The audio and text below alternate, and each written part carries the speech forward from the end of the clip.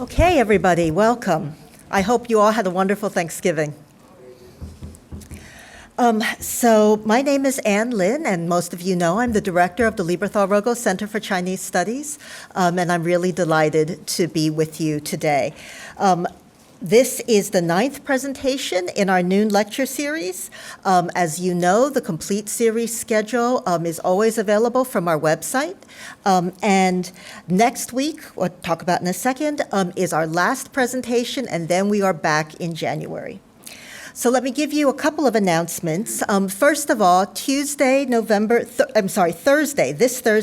30th at 6 o'clock, the Festival of Asian Music will present Dance Transcending the Demonic Woman, which is a performance and conversation with Yasuko Yokoshi. This event will take place in the ballroom of the Michigan League. Our next and final presentation in the fall 2023 noon lecture series will take place next Tuesday, December 5th.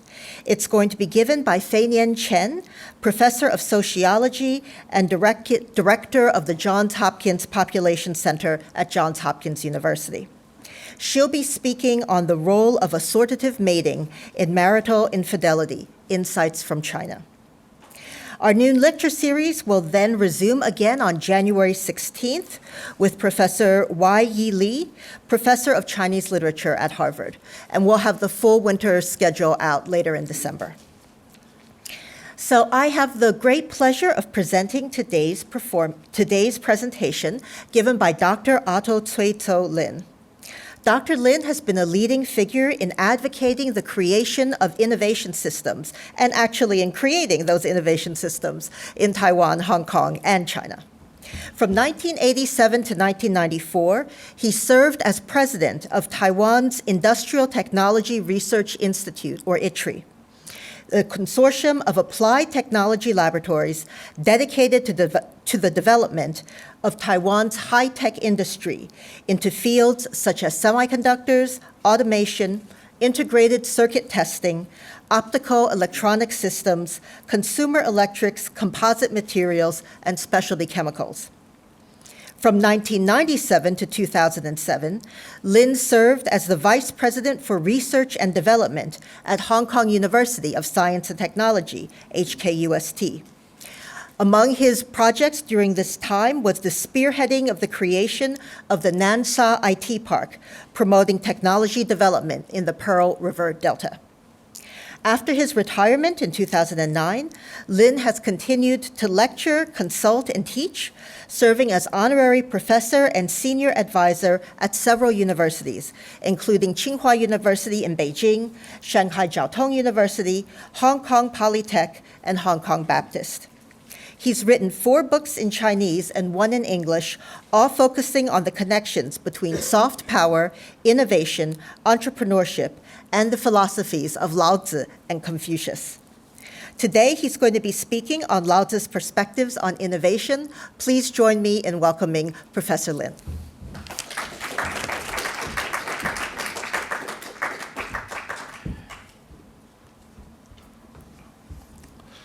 Good morning, everyone. Thank you, Anne, for your introduction. I seldom have the habit of disputing with you. It is my pleasure and privilege to be at the Lieberthal-Rogel Center of Chinese Study to talk about Laozi and innovation. It would seem odd at this time and age, at the age of generative AI, Chat GPT and so on, that we should pay attention to a man active in China some 2,500 years ago. However, I hope you'll soon agree that Laozi's concept of innovation is not only relevant in today's technology world, but also, more importantly, I think it can shed light on the common good of mankind and sustainability of the world. Laozi was a person of extraordinary wisdom. So far as we know, he wrote only 1 book, Dao De Jing, which consists of 2 parts, 81 chapters, a total of about 5,000 words. I think by today's standard, it would be hard for him to get a university job. And the writing was very hard to read, very brief, almost laconic.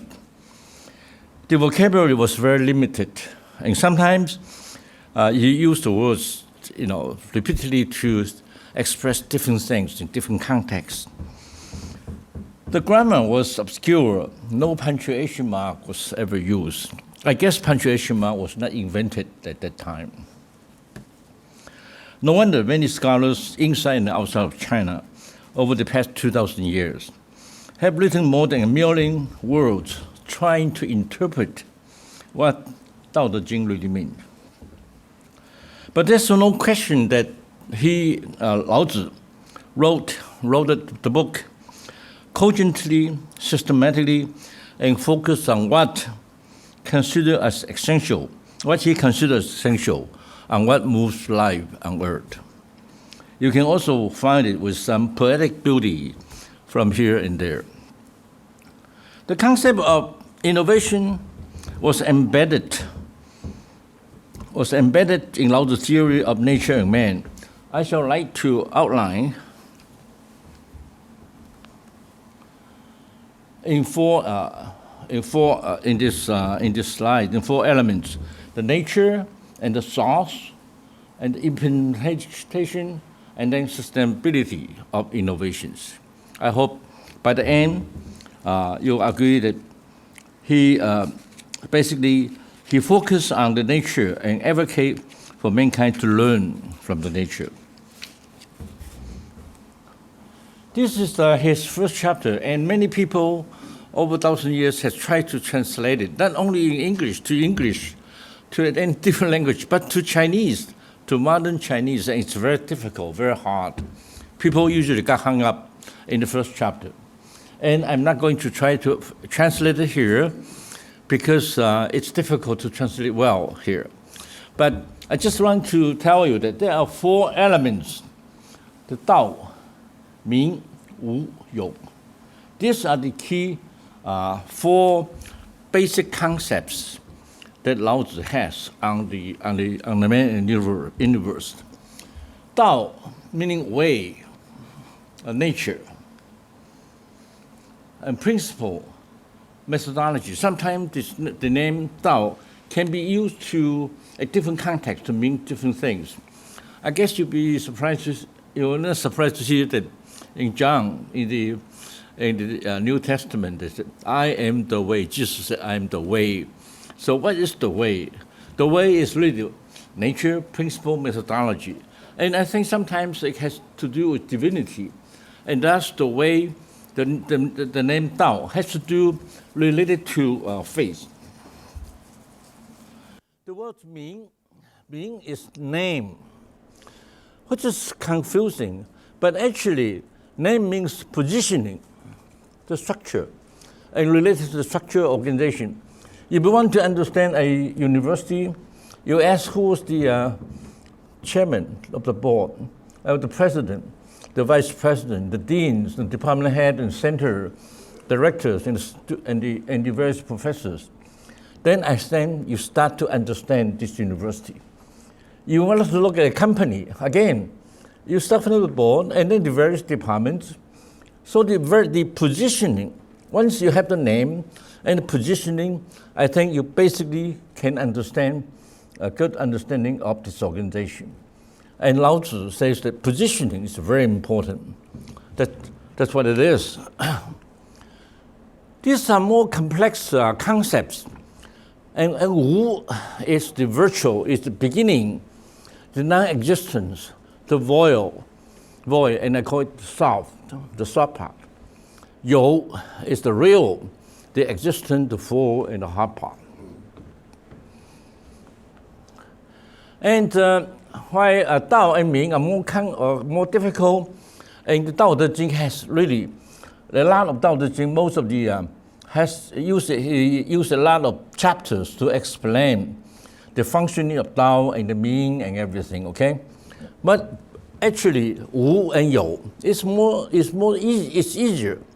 In chapter 11, he himself says that 三十夫，共一毂，当其无，有车之用；年之以为器，当其无，有器之用；则妇容以为食，当其无，有食之用。故有之以为利，无之以为用。This is really absolutely astounding to me.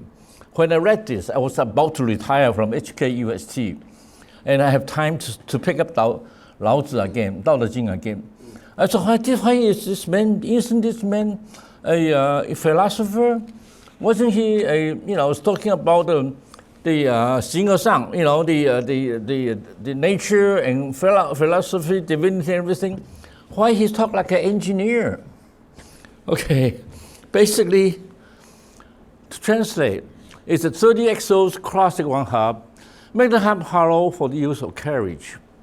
You want to mill clays to make vessel, take the clay out for the capacity to hold. That's what he said in chapter 11. Build houses with bricks and stone, remove them to allow for doors, windows, and the space to live. Therefore, he said, the real defines the application, the virtual provides the usefulness. This is my interpretation, my translation of chapter 11, and which may not be very good, but basically what it says that, it have a 30 axles and cross at the center, and if the center is solid, there's not much you can use of this.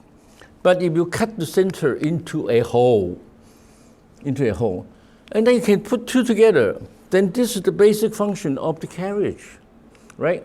And I guess up to from that point, Laozi saw this, but now we saw, here, and the electric car, electric vehicle, the wheels, the axle is very clear there. Of course, now the horse is replaced by the battery, okay? And it's not only for carriage, airplane, without the wheel, it cannot take off and land, right? So the wheel is a very important industrial innovation. Now, if you want to mill clay to become vessel, you got to take the clay out, or the metal out, or the glass out, so that it can hold. The same concept was used in any chemical factories. You have condensers, you have reactors, you have pipelines, and so on. You need to have the solid part of that, but inside has to be empty. Has to provide the space. The space is what's important. Everybody knows that this is the Great Pyramid, and it's good for living, right? Good for living for the dead people, not for the live people, right? If you look at another great structure in Beijing, bricks and stone and aluminum and steel and everything, but it's empty. So inside, you can have all kinds of things happening in the inside of the space. So I think that's Laozi's concept, is that for anything to concept of you and wu. Well, I think in this picture, more modern picture, you see the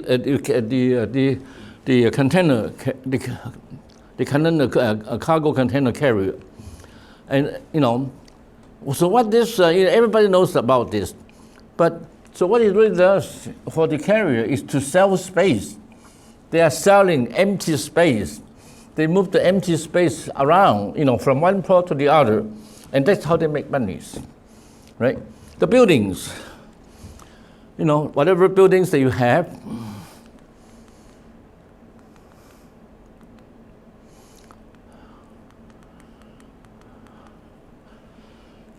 the buildings, just like Iron Paste building. What you have is that you build a structure, a skeleton on the ground. Okay, so it may be very beautiful, and all kind of fascination can come to it. But actually, what it's good for is the inside. It's the empty space. You can use it as bank, as offices, as hotel, as anything. And that empty space provide revenues to the developer, to the owner. So that's why Laozi says that you need this is the concept of innovation, is that you have the combination of of solid and empty, okay? And I call this, I will call this 有之以为利，无之以为用, as the first law of innovation by Laozi. It's a combination both. Lin Yutang will translate this very nicely. He says, by you, we find its use. By wu, we are served. I think it's very pretty good. I translate it as the real defines the application, the virtue provides the usefulness, which may be a little bit more wordy. But I'm sure Laozi himself would not agree either of this. And Laozi talk about he sees things as a continuum of saying. He does not, Laozi recognizes that nature is a continuum and consists of states with different proportion of you and wu. So if we think about one is the state of you, and two, zero is the state of wu, or two state of wu. So what's in the middle is the real state of life, okay? And which can behave, it consists of various proportion of the two ends. So he says that 道生一，一生二，二生三，三生万物。Tao brings forth one, one leads to two, two leads to three, three leads to hundreds of thousands. I told my friend who was working on quantum computing that it's not 0 and 1. It's 0 and 1 and everything. It's in between. It's all the different states of this electron, of the quantum that was taking, they assume at different states. So it's many, it's hundreds of thousands. So you were able to make use of these hundreds of thousands of states. Then you are able to provide an instrument, machinery that has tremendous computing power than the normal computer that we are seeing today. So that's really, I think it's insight in this embedded in his theory here. Talk about weather. Of course, sunny, one side is sunny and the other side is rainy. People like sunny day and does not like rainy day. But actually, if looking at counting the year, I think there are more days of in between than just pure sunny day and pure rainy days.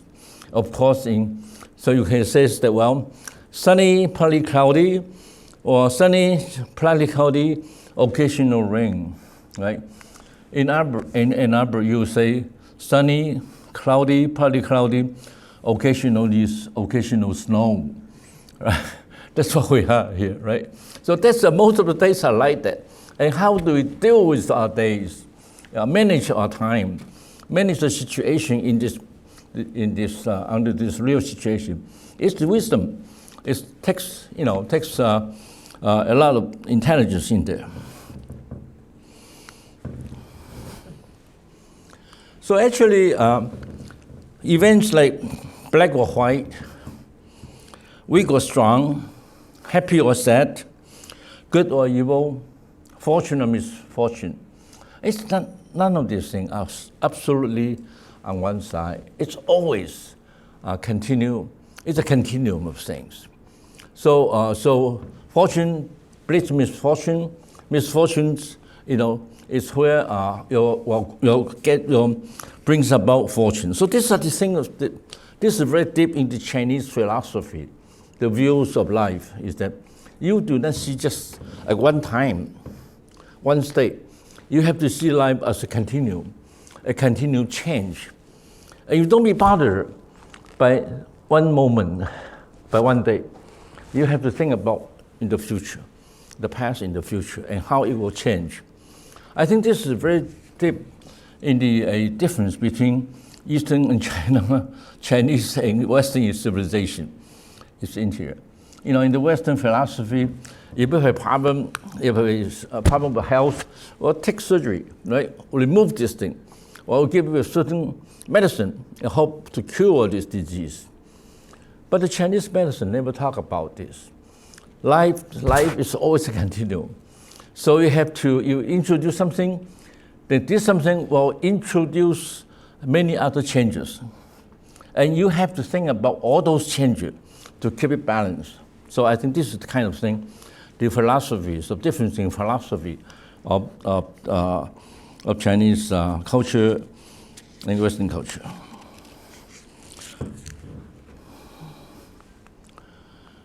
So we talk about 有之以为利，无之以为用, and I think 道生一，一生二，二生三，三生万物. So and the number 3, the source of the innovation is 天下万物生于有，有生于无. All matters come from the real, and the real is conceived from the virtual. This basically says that, well, before you do anything, you make any product or try to sell anything, you have to conceptualize and do the design. The concept, the design come first before you really have a product. That's what this really means. So the innovation is, the competitiveness is a combination of try to get the synergy of real and the virtual power, and the hard power and the soft power attributes. So you're talking about hardware, the material, the platform, the system. These are all hard attributes. But again, the design, the function, the linkage, these are and many other soft attributes. That's what comes in. So this together, they try to get the synergy is what industrial innovation is all about. I think the best example of innovation is the computer. Computer has the hardware and the software. With the hardware, we can lean on it, right? We can hold it. But it is software in there to provide all the functions, the programs, and the fun of computer. So it is a combination of hardware and software there. And I think many of us. So I think the computer is the best example. The hardware gives us something that we can manage, and the software provides the program. And the higher the value of the computer becomes is when you have more intricate interaction of these two. The more intricate interaction, the higher the value of this.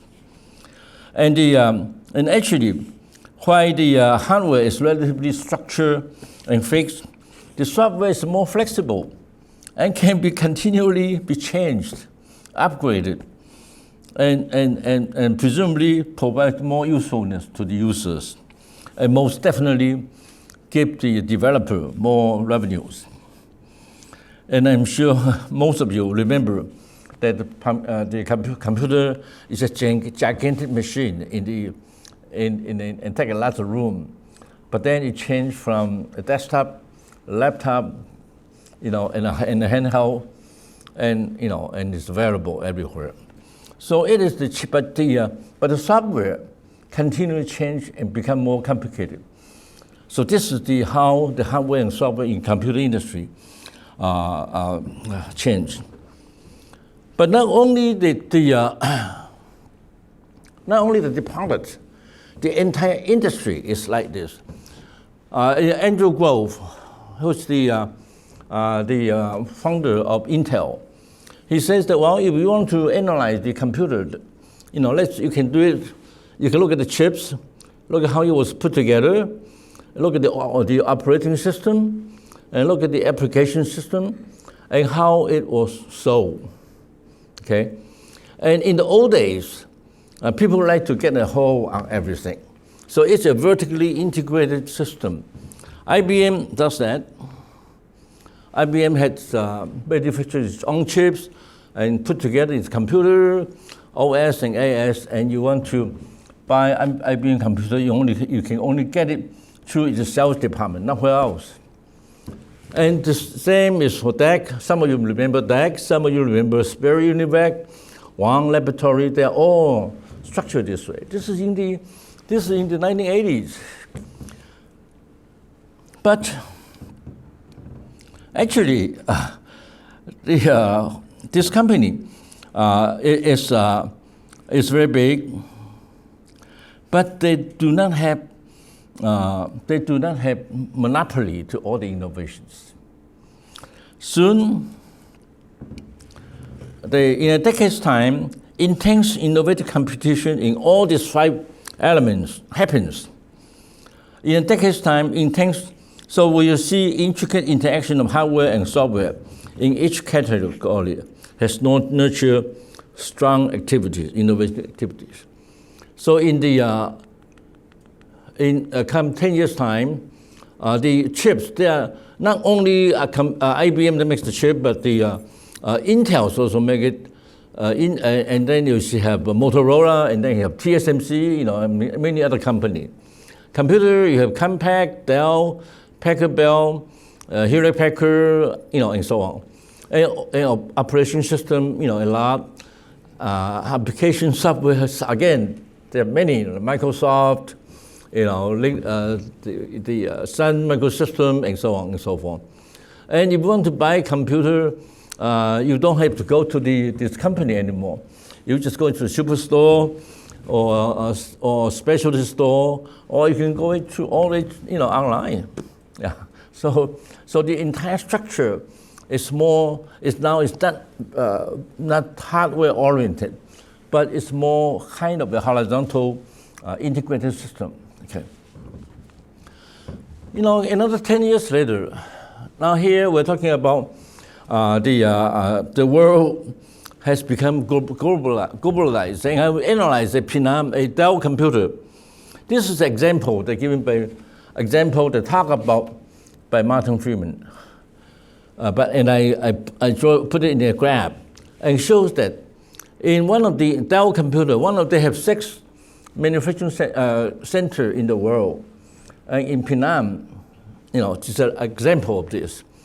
But in Penang, they do not make any of this major component. It was the microprocessor, graphic card, memory, cooling fan, motherboard, keyboard, display, wireless modem, battery, hard disk, and all this thing here. They do not make it by themselves. They are all supplied by someone. For example, microprocessor, you can be coming from Philippines, Costa Rica, Malaysia, or China. And then memory can be from Korea, Taiwan, Germany, and Japan. Motherboard, again, from Korea, Taiwan. These are the major suppliers. So it has become a global supply chain. So it is now the business operation is different. We don't have to go through all of this, but so in the trend of computer innovation, we can say it is in the 60s, the mainframe computing, which is the whole room. You need a whole room to put a computer, and then it goes to we call mini computing, but actually it's still pretty large, big hardware. And then personal computing, and then you go to the desktop internet computing, and now then it's on the mobile internet computing, and now it is wearable and everywhere computing. So this, this is how the world changed again. It is from a software, hardware put together, and you see, innovation not just exists not only in the products, but also in the entire business process. So you see, 天下万物生亦有，有生亦无.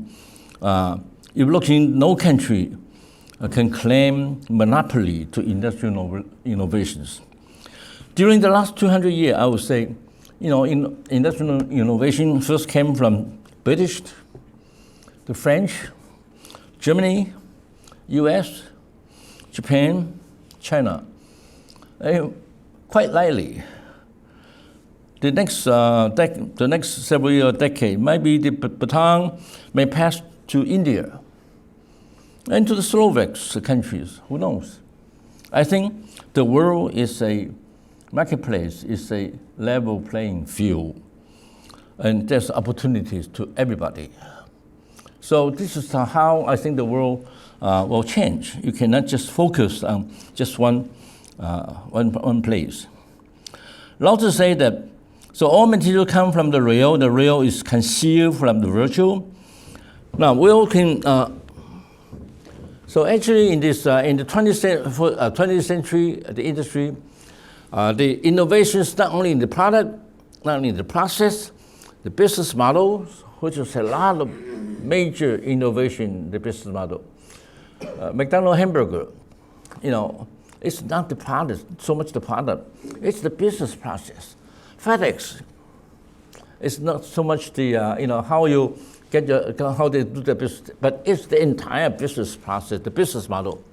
Manufacturing, global supply chain, system integration, and continuum improvement. That's how iPhone can change from all these different models and getting smaller and smaller and more compact, and at the same time, the function grows and grows and grows. So you cannot, the innovation does not restricted to the United States. It is spread all over the world because it's a level playing field. It's natural, just nature is going like this.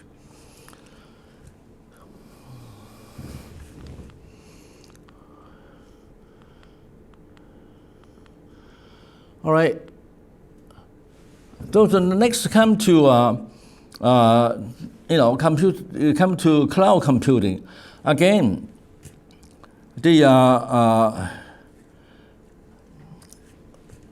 by managing in cloud computing, what we do is that we have each one of us have managed on the end on the terminal. You can have a smartphone, laptop, network, or tablet, and so on. But all the computation goes through in the cloud. Okay, so again, in the virtual world that you cannot see. So they call this thing called infrastructure, IaaS, infrastructure as a service, platform as a service, and software as a service.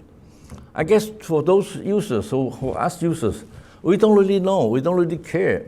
So long as I can use the computer, it's available to me.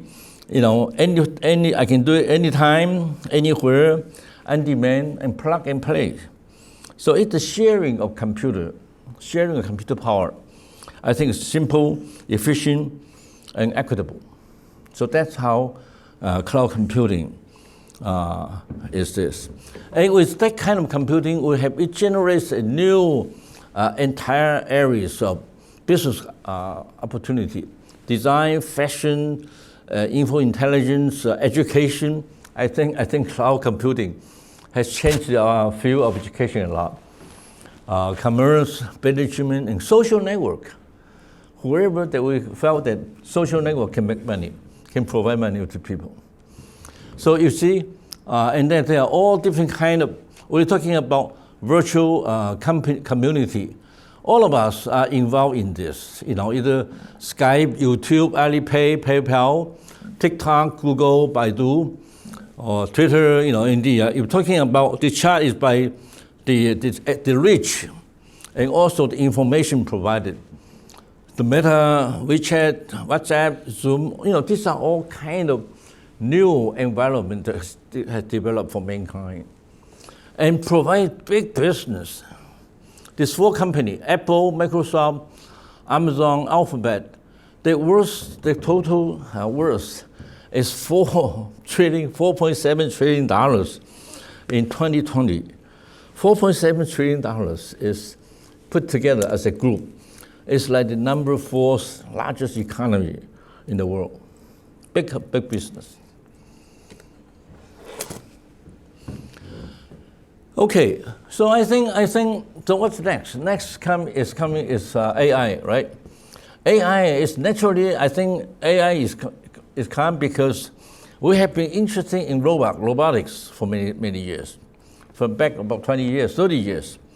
In the very early stage, we use robot to to do heavy jobs, to do jobs in an unfriendly environment, poisonous environment, that kind of thing. repetitive environment, repetitive work, and gradually we're using robot. Robots can solve problems.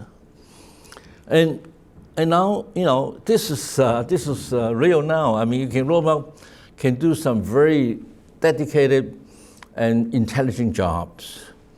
And I think the next step, the creative artificial intelligence, I don't have a chart here because I have too many charts. So I thought I should take them out. Otherwise I will not be able to do all of them. But they're coming. They're going to change our life once again. In how they're going to change our life, it's hard to say, but it's coming. So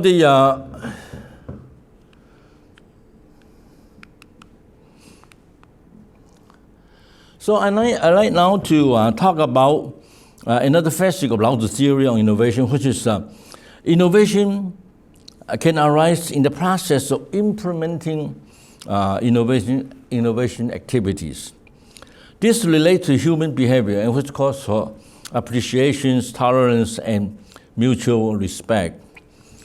And I think the most important area is in Laozi, there are several places that talk about this.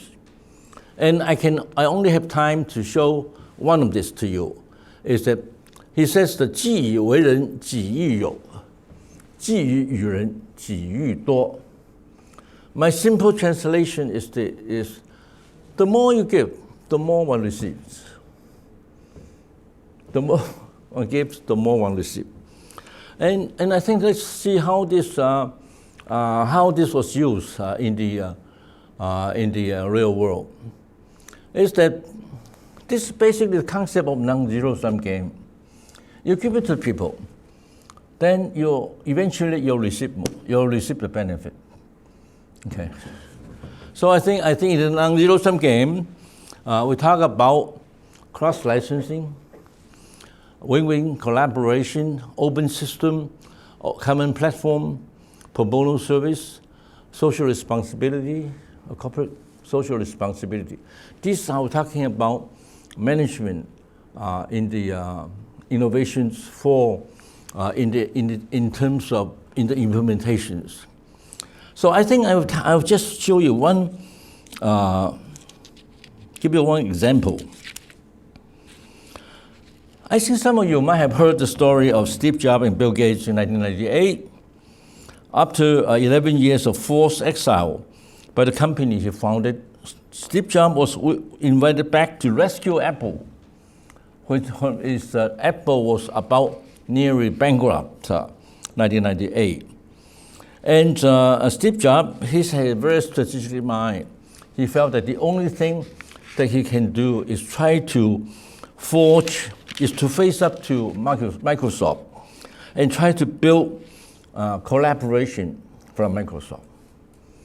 But the major roadblock is that these two companies, during these 10 years that he was absent, these two companies has been in many lawsuits. There are many companies suing each other in many courts of the United States and out of the United States. So he said, well, he has to overcome this. So one day he called up and the management. There's so much bad blood between the managements. So it's not only just one person. So he decided to call Bill Gates. He said, well, Bill, come to my house and have a drink one of these days. He's usually very rare that Steve Jobs invite people to his house. Okay, so according to a book by Andy Hertzfeld, he says when Steve Jobs was thinking he was going to wine and dine in Steve's house, when he walks in, and then Steve shouted at him, "That's why you are ripping us off. I trusted you, and you're stealing from us." Bill Gates stood coolly and looked at Steve in the eye. He said, "Well, Steve, I think there's more than one way of looking at this. I think it is more like we both had this rich neighbor called Xerox, okay? And I broke into his house, tried to steal his TV set, not knowing that, only to find that you have already stolen it, okay? So why are we suing each other for? These two companies has been suing each other for that. So who's right, who's wrong? So the upshot of this is that the company agrees to settle all outstanding litigations and cross-license their patents. Okay, and Microsoft agreed to invest $150 million in Apple stocks. At that time, how much is the share of the stock price of Apple? We have experts here. $100, $50, $20. No, Apple stock was selling for about 80 cents, 86 cents at the share. So Microsoft willing to invest $150 million on the market to buy the Apple shares. So this immediately, and of course, the Microsoft Office will be available for the Mac, and Internet Explorer will be default browser on the Mac. So this says that two companies going to work with each other, and of course, this saves Apple from bankruptcy, literally from bankruptcy, and give Steve Jobs the time and the money and the stock, coming back again, give him the time and the money for the future innovations in iPod, iTunes, iPad, iPhone, iCloud, and which make Apple the day it was today. So this is how Steve Jobs' strategic thinking. Okay, you may ask, what did Microsoft get out of this? Of course, his $150 million stock will grow to about 200 times later on. If he kept those stocks for 10 years. And another thing is that the United States government at the time, DOJ, is charging Microsoft for antitrust. So because then Microsoft told the Department of Justice, well, how can you sue me for that? I invest $150 and save Apple company. So the suit was dropped. Okay, so I think so. This both company come out with that better with that. I think it was in the Time magazine that says Steve Jobs calling Bill that saying the world is a better place afterward. So I think the same. This is says that the thing about how to work with each other. I mean the same story. I'm not going to go into detail. It's 2019 between TSMC and GlobalFoundries. The same thing. Companies sue each other. But they finally resolved. In 2 months, the company announced the resolution to agree or patents cross-license from each other. So they saved a lot of money in trouble. TSMC was able to focus on the R&D and it became the #1 in the world for high technology chips. And GlobalFoundries is still working. Indeed, the only profitable company in ICs in the United States today. So I think there's a lot of lessons to be learned. Finally, Laozi's on innovation is sustainability. Again, he has talked about many things. 反者道之动，弱者道之用，人之生也柔弱，其这个死也坚强。I don't have time to talk about this, but I just want to mention the chapter 2, the last one, is that when all people know 天下皆知美之为美，斯恶也. It's a funny thing that, you're looking from the world that if everybody knows about beauty is beauty, then it's bad and it's ugly. Well, I try a translation here. Well, this is very poetic to me. I think in Laozi, the beautiful Laozi, is that 天下皆知美之为美，斯恶已；皆知上之为上，斯不上矣。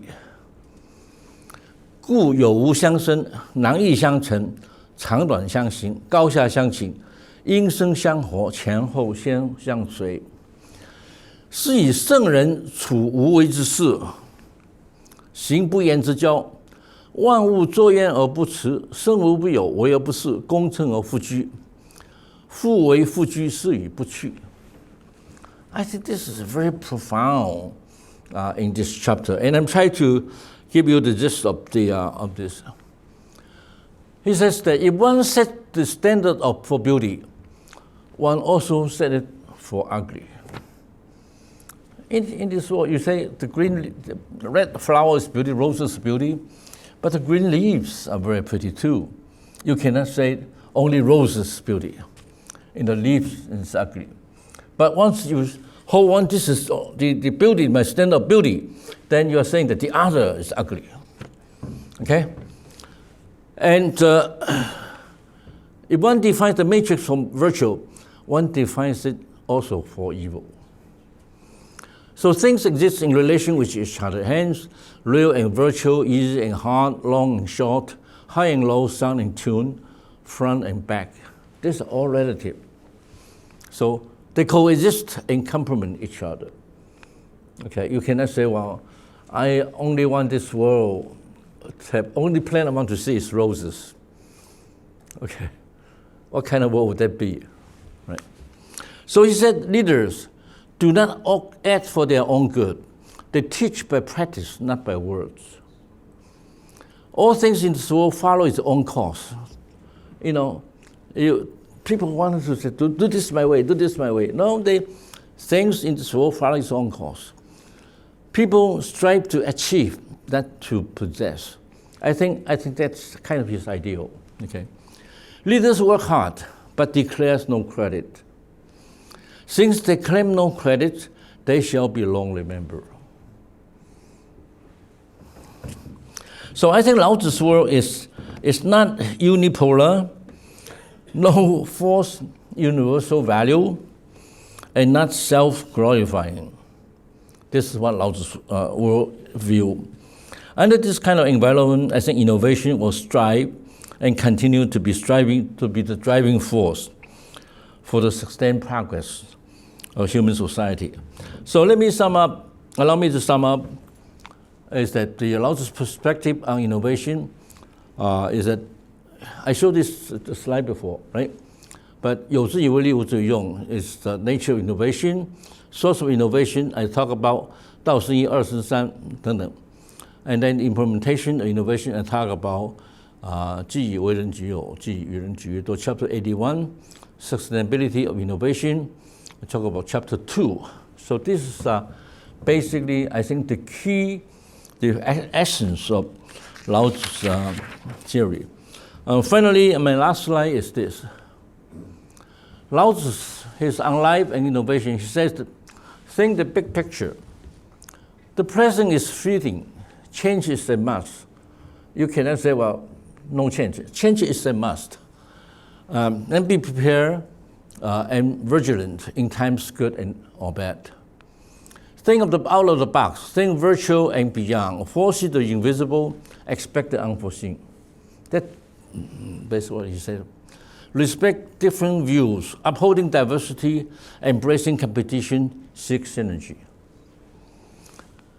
Learn from the water. I did not have chance to talk about water, but he loves water. I think he will love and love us too. Be flexible, take dirt, weak is strong. You know, you can throw any dirt to the water, but water will take it. Okay, his talents and all encompassing. Practice good ethics, work to excel. Work not just to make money, to earn your salary. Works to excel. It's opportunity to excel yourself. Opportunity to fulfill. And work smart and work strict. Learn from the nature, works hard, talks little, breaks none. Thank you very much.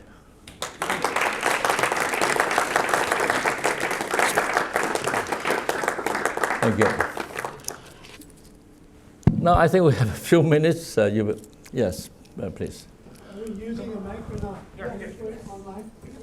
Oh, here we go. I have a hearing problem, so please. I can yell. No. Okay, thank you. No, in traditional China, if you want to present something new, you present it as old. Because old was always valued. You could call that revolutionary archaism, right? And so you mobilize people in the past and make them appear to favor what you want to present as new. I find a lot in Laozi that's really, you could call it primitivism, where he wants to go backwards and not forwards. So to stress him as interested in progress is a little difficult for me. So for instance, there's that chapter in Laozi, which you need to deal with, where he says the ideal village, they hear the dogs barking in the next village, but they don't even go to say hi, right? So a very self-sufficient kind of world. And so, yep. And then, of course, I see Wu Wei, which you got to at the end, is very important. So why are you doing things? So Wei by itself might be purposeful doing. You're doing it for a particular purpose. I think that Gates and Jobs are happy because it mutually benefits both of them, right? So it's in favor of both of them, right? And so Laozi's Wu Wei, I think, would be something very different yet. So anyway, I don't like Laozi very much because for me, he's still very instrumentalist. If you want to be first, what do? Be last. And so there's all this kind of stuff in there. If you want to get to A, just do B, right? If you want to succeed, hold to yin, because nobody holds to yin. Everybody's all infatuated with yang. And so his implied reader is still a ruler. Everybody at that time, most everybody was writing for a ruler. They want to get a job, right? I also think that probably Laozi did not exist, of course. But anyway, that's in comparison to Zhuangzi, who is one of the first writers who's writing for ordinary people, people who are his equals, as opposed, he doesn't want a job. People come give him a job, he says, take your job and shove it, that kind of thing. And so I find them very differently. And so I'm not sure that Laozi would be too happy, and you kind of intimated that, the idea of him being all for progress and want to buy the newest iPhone and stuff like that. But anyway, those are my thoughts anyway. Well, I think, thank you. You're basically a comment. You are making very good comments. I think Laozi is a person that's very difficult to describe in whole. So, the story goes that one time Confucius, Kongzi, went to see Laozi. And his students say, wow, tell me, what does Laozi, what did Laozi look like? Confucius says that,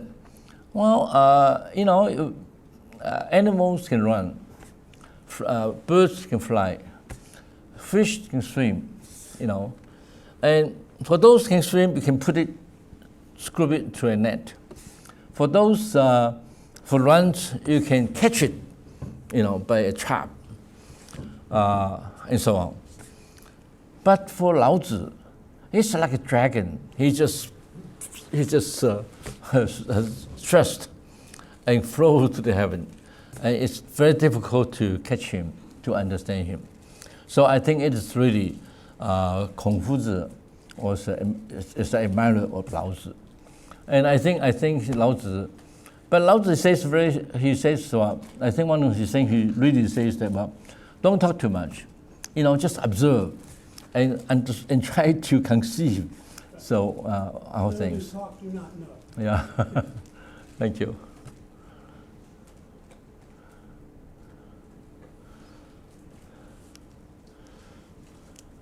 Yes, yeah.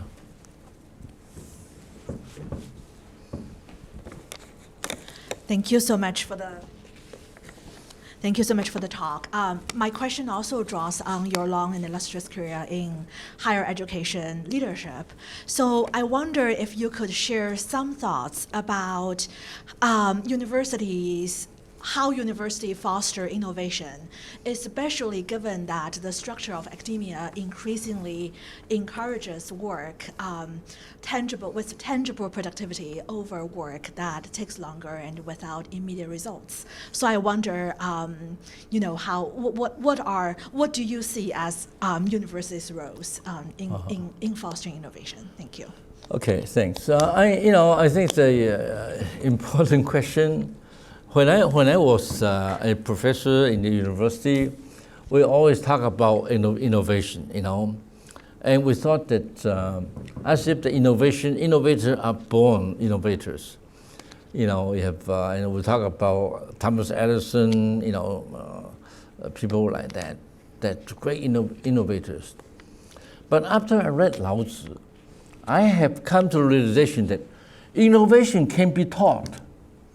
Innovation can be learned.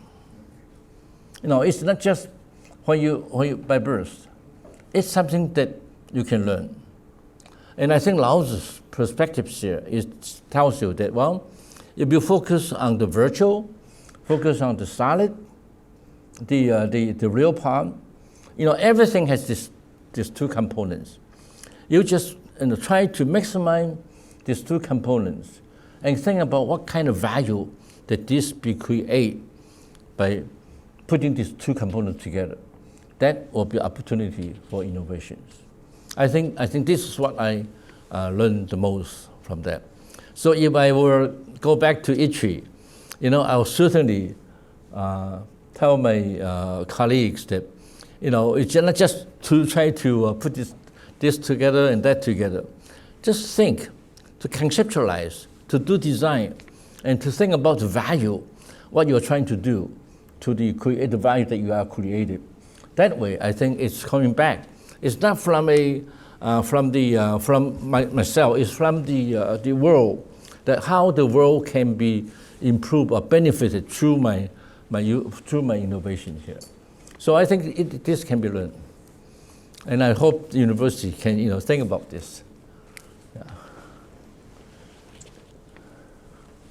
Professor Lin, the work by a man named Altshuler, a Russian engineer, he created a theory of inventive problem solving.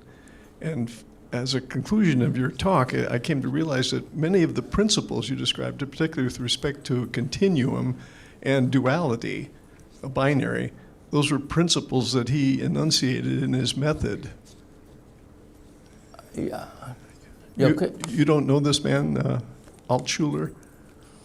Okay, So the question is about whether you are familiar with the writing of Altshuler, whose ideas about continuum seem to be similar to yours. I had not previously made that connection, that Altshuler was a disciple of Lao Tzu.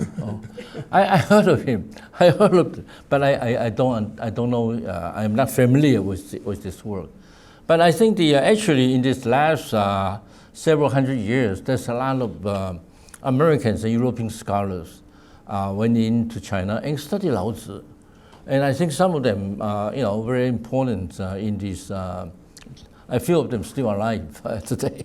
So I think so. Laozi is not a concept unknown to the Western Excel. So I might try to find an opportunity to read about Altshuler more about it. Yeah. His major work was he studied 40,000 different patents, and he made a conclusion that only a very few of those patents were actual inventions or true innovations.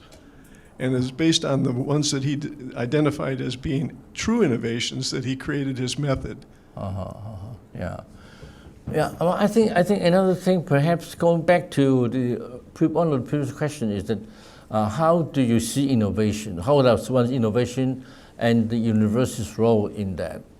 I think we always think about, most of the time, that when I certainly think about a product or a process, but not knowing that really for this product or this process to be useful to the society, there are many other areas as well that you have to think about this. Well, Henry Ford did not invent the car, right? Henry Ford, what he did was his innovation on how to manufacture the car, the automobile, right? So I think so in this process. So one of my slides shows that those are the 20th century's innovation, the manufacturing and the total system approach. That is important. So if we just think about one subject, one area of that, I think sometimes we forgot to see the bigger part, the bigger picture of this. Thank you. Let me just add to that very quickly. I mean, I think that one of the ways that ITRI measured its progress was in the number of patents it filed, and certainly HKUST, very proud of being a young university that outstripped its competitor universities in patents. And of course, in China right now, that is a major it's a major index of achievement that the government looks at for universities. But I wonder if you would then say that maybe we focus too much on the patent, the hard, and less on the innovation, the soft, as... Yeah, I think you're right. I think we're putting too much emphasis on the hard part, and those can be obvious that people can see, people realize. I think it's the culture, the way of thinking.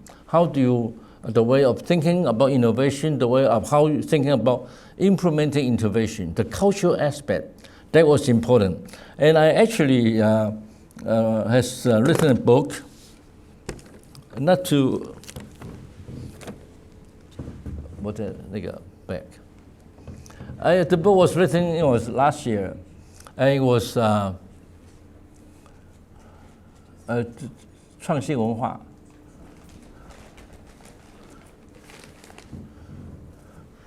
This is the innovation and entrepreneurship culture. Unfortunately, it was in Chinese.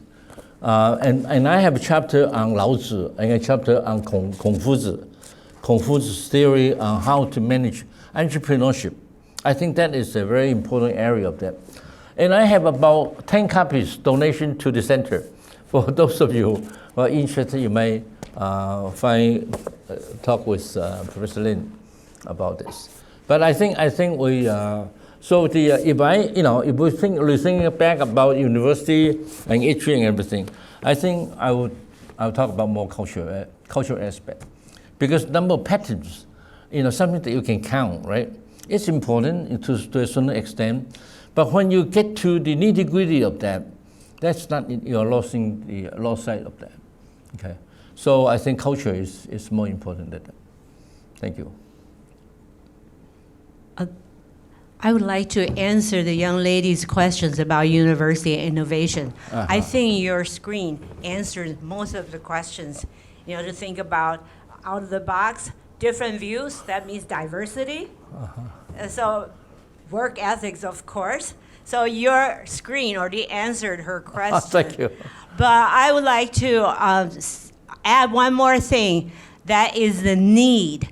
If you are very content, you'll never invent anything. You'll never have any innovation. And I attended one of your previous lectures many years ago about how you developed the Hsinchu Science and Technology Park. And that was probably from a need.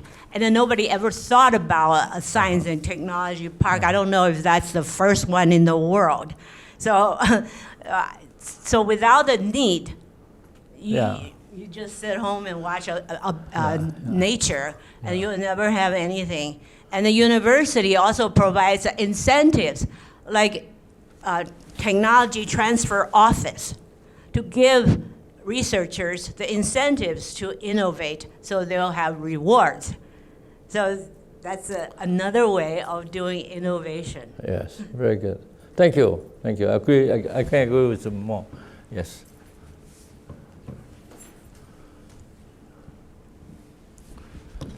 Thank you for your talk. I really appreciated just the using this Laozi's philosophy and applying it to modern technology and innovation. But thinking through the thousands of years of Chinese innovation, and I'm recalling Joseph Needham's book about just all the innovation that happened within China. Is there any scholarship that can show that has been inventions within China inspired by Laozi's philosophy?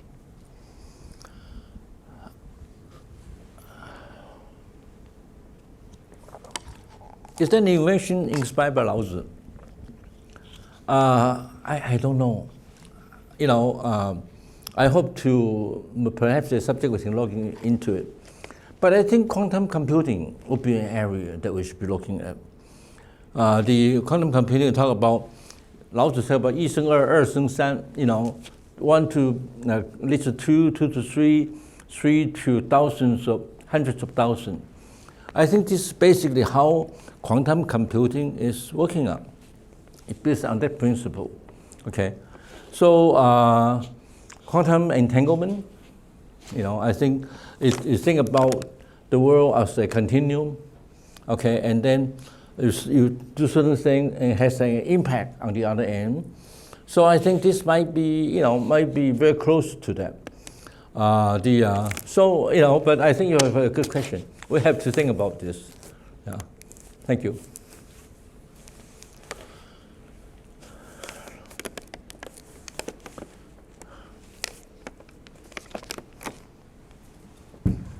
So it's past 1, and so we'll wrap up for today. Please join me in thanking Professor Lin, who I will also mention is my father. Thank you. Thank you very much. Yeah. That's it. All right.